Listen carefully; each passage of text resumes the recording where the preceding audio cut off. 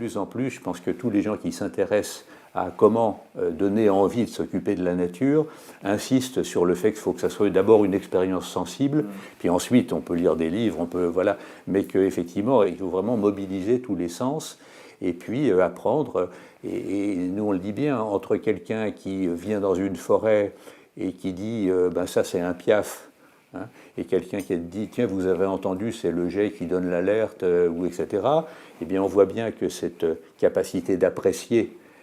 et de reconnaître et donc de donner des noms, mais aussi de connaître l'histoire de telle ou telle plante, tel ou tel insecte, tel ou tel oiseau, ben c'est vraiment un enjeu de développer effectivement cette culture de la nature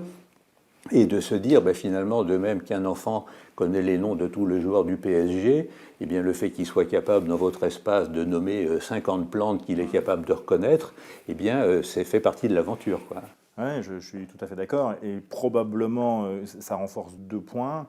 Le premier, c'est qu'effectivement, ça s'adresse, je pense, à un public jeune, avec une capacité d'apprentissage évidemment élevée et une sensibilisation spontanée, quasi intuitive et naturelle. Deuxièmement, ça renforce l'idée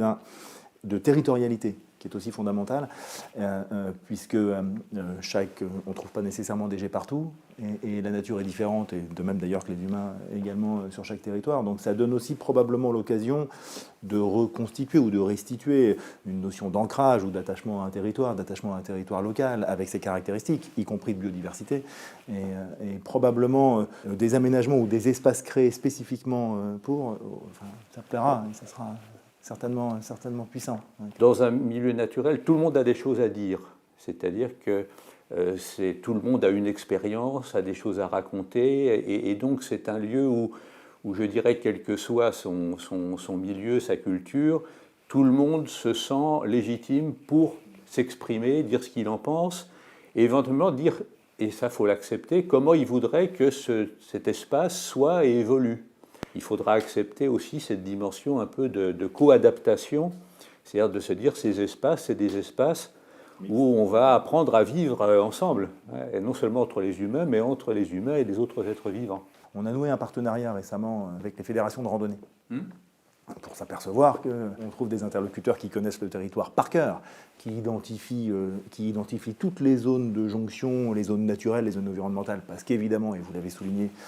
ils préfèrent évoluer dans ce type d'environnement et sont particulièrement attentifs. On a probablement plein de choses en commun à traiter, y compris en termes de circulation entre des aménagements à une grande échelle de territoire, pour les hommes et pour la diversité, certainement. Je suis assez persuadé que dans la longue histoire humaine, et quand on se balade en Afrique, on le voit bien, les premiers sentiers de randonnée, c'était en suivant les sentiers de migration des animaux. Parce que quand vous êtes dans un milieu ouvert et qu'il y a un endroit qui a été un peu piétiné, c'est plus facile de marcher. Et quand vous regardez la savane africaine, en fait, tous les sentiers qui relient les villages, eh bien, ont entrepris de reprendre les traces que les animaux avaient fait dans leur migration. Donc on doit aussi à la biodiversité l'aménagement des chemins de grande randonnée.